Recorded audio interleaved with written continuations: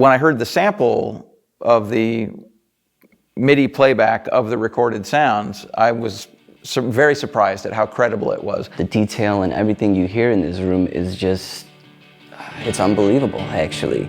Man, it's convincing.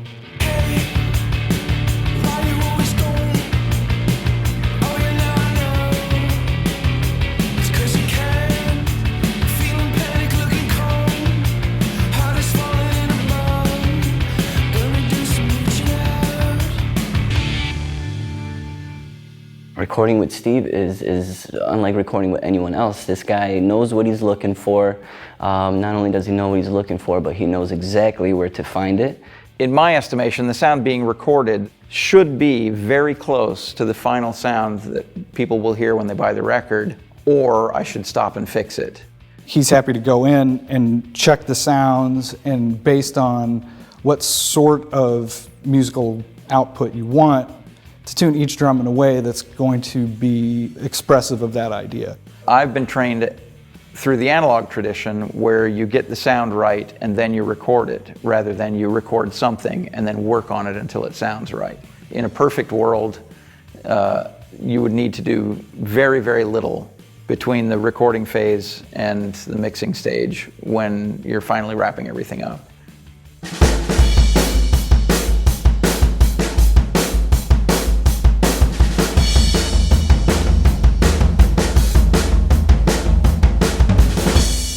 The console in our studio is a Neotech Elite console. The model is the Elite. We chose that console because it has an extremely clean signal path, very low noise. In my estimation, it's one of the most neutral, cleanest sounding consoles that's ever been made. It's awesome. It's just something different. It's very clear, very focused. I think it's captured everything that the drums are that we're recording. The drums by themselves sound great, the way that we have them tuned.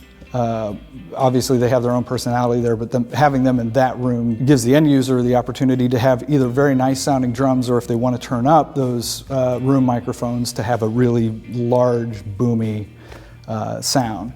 The construction of the studio electrical audio is atypical of modern or contemporary recording studios. Here we had the luxury of buying the building that we built the studio in, so we could do anything we wanted. And so we tore out all of the interior construction in the whole building, and we built new masonry walls inside the exterior envelope of the building. So the reflected sound energy in the rooms is more comfortable. It's easier on your ear than like a sharp, brittle, reflective surface. What we wanted to do is use the sounds of the Adobe and the hardwood to basically complement the sound of all the drums.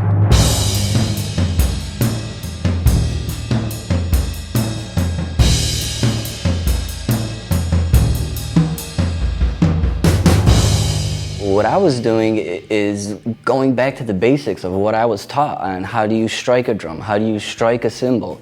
There's correct ways and there's wrong ways. So what I did is all the proper techniques to try to get every little bit of tone out of this thing that we possibly can. The drums that we recorded here for the tune track session cover sort of two ends of an idiom. Like on the smaller drums are more open, more resonant, more singing, and each of the drums tends to have a distinct note and personality to it.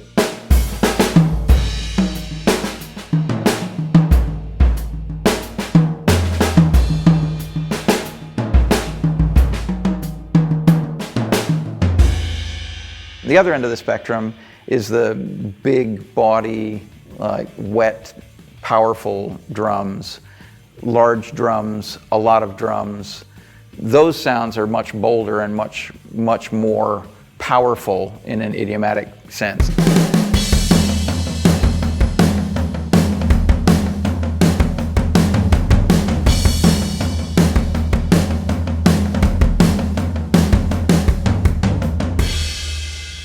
It's amazing to me, and that's why I was so happy to be a part of it and see the whole production from beginning to end.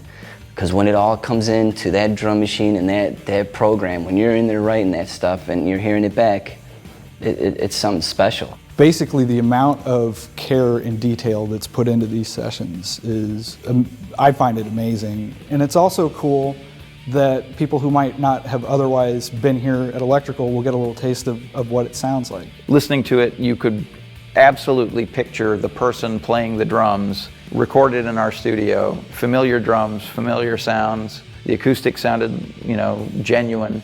The interaction of the drums with each other sounded genuine. Everything about it sounded convincing.